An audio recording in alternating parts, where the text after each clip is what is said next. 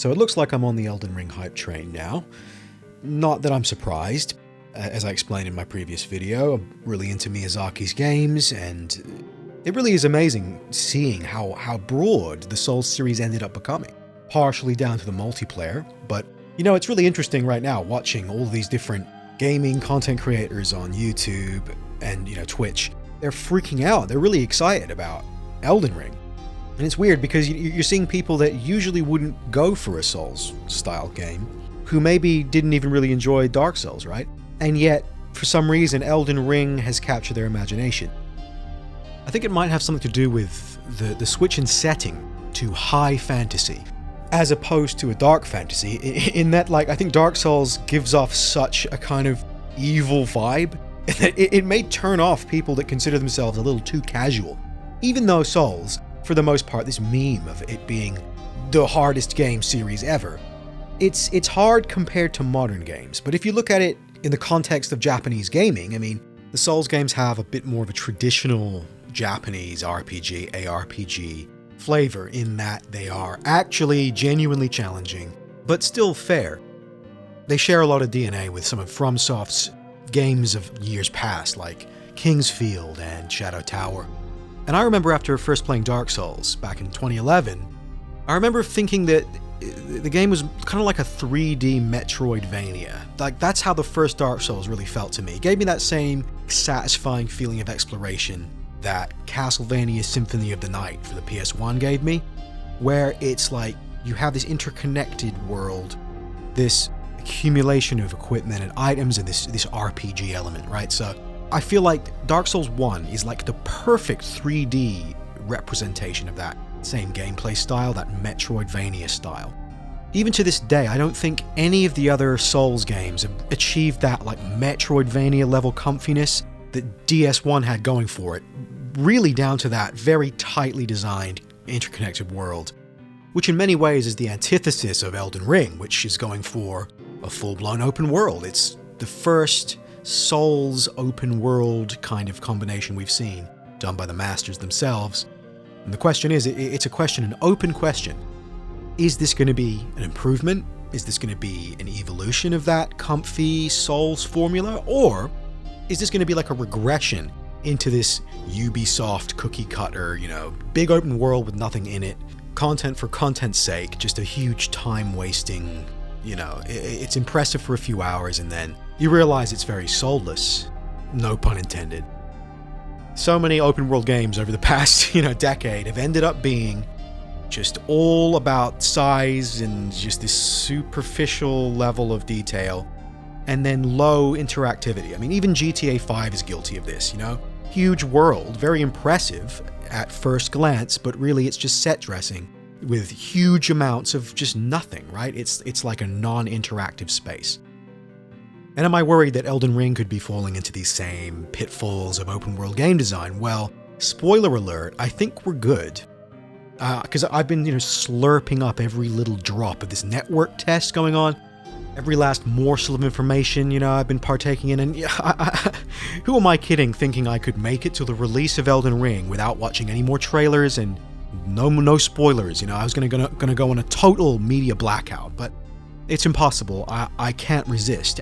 But to be fair, I feel a lot better. Now that I've slurped, I feel better because what I'm seeing the Miyazaki game design philosophy, but on a larger scale. It's going to be less Metroidvania, but more Breath of the Wild, I guess. And I didn't play Breath of the Wild, but I understand it did have this very big open world with so much freedom and different synergies happening with the items and the physics system and stuff. And it was just, it was that Zelda core gameplay, but in this huge, vast open world.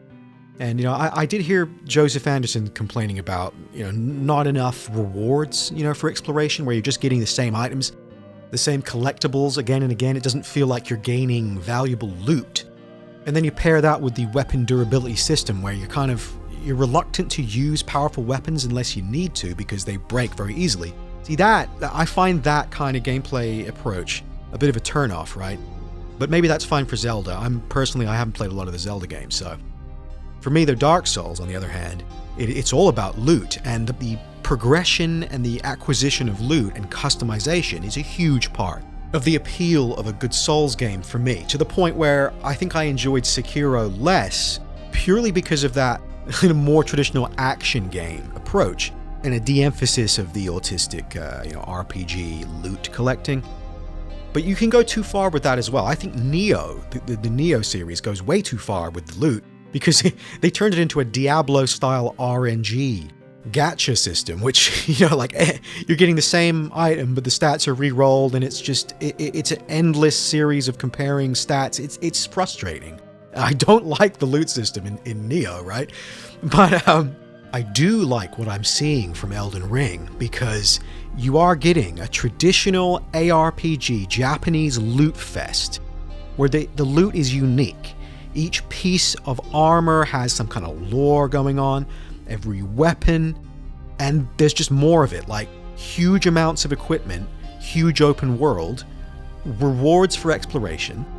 That sounds like a match made in heaven. That sounds like a beautiful melange of all the good parts of modern open world game design, tastefully married with a Souls-style formula.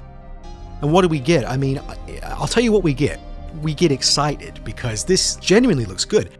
And I haven't even begun to kind of gush about really my thoughts on the lore and the world, because there was a lot of trepidation when people heard George R.R. Martin he's the guy designing the lore of this game.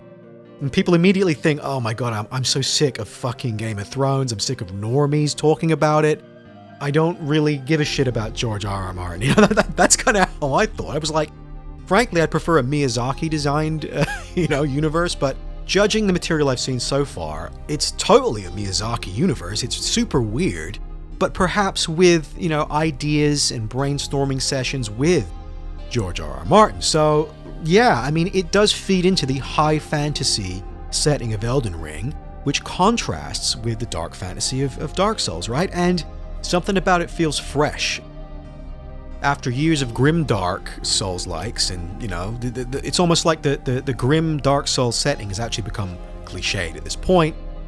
Look at all these indie games, they're just they're stealing the aesthetic of Dark Souls and all the highfalutin lore and the philosophizing of the NPCs, and it's becoming a cliche. And yet what does Miyazaki do? He flips it on its head, and it's almost in a post-ironic sense. It's like, okay, everything's nihilistic and grim and dark, including Souls, but not anymore. Now Elden Ring is like triumphant, it's glorious, it's ambitious, and all of the aesthetics are like gold and metals, shining, resplendent metals. The game's colorful. There's animals, there's grass, there's flowers, right? It's kind of mirroring the themes of Souls. It's different, but in the best possible way, to the point where the game looks like a prog rock album cover in motion. It looks like a dream or like a weird hallucination. Psychedelic, that's the word I'm looking for. There is something really weird about the aesthetics of this game. The enemy designs are very strange. Some resemble traditional fantasy tropes, but then you look closer and there's something slightly off about these creatures, especially like the dragon you see in the trailer, right? It's traditional in a lot of ways, but when you look closely, the dragon has little feathers, It's almost bird-like. And you go, that's an interesting detail. And then, some of these bosses are bizarre. There's that weird cat statue thing. It's like a possessed statue, animated by magic, That's why it moves so stiff, okay, guys? Like, people are complaining. The cat statue looks terrible. Look at how stiff it's moving. It's a statue, guys. It's being puppeteered by this dark sorcery, and that's another focus of Elden Ring. They're taking magic as a concept in these games, and they're bringing it to the forefront. Now it's the emphasis instead of the afterthought. And I think that's really cool too, because the lore is also setting the ground for magic being more important in the world of Elden Ring. The power of these glintstones, they have a connection with the cosmos, or the stars. There's some interesting R.R. Miyazakian lore being woven into the magic. And that makes me happy, because this game looks bizarre. It's like Miyazaki's going through his stoner metal phase. I can picture him just sitting around with George R.R. Martin passing the pipe around, Crack the Sky by Mastodon blasting through speakers, the smoke's rising. Entire team of Japanese developers taking notes while Martin just regurgitates a bunch of nonsense. He's barely even understandable, but, you know, he wants a cat statue that breathes fire.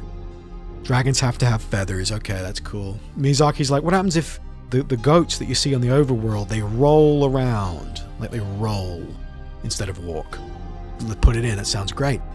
Excuse me, Mr. Miyazaki, sorry to interrupt, but seeing as this is no longer a Souls sequel, we will have to develop new animations and new textures, new assets, and a new sound library before we can even attempt to get started on the work for Elden Ring.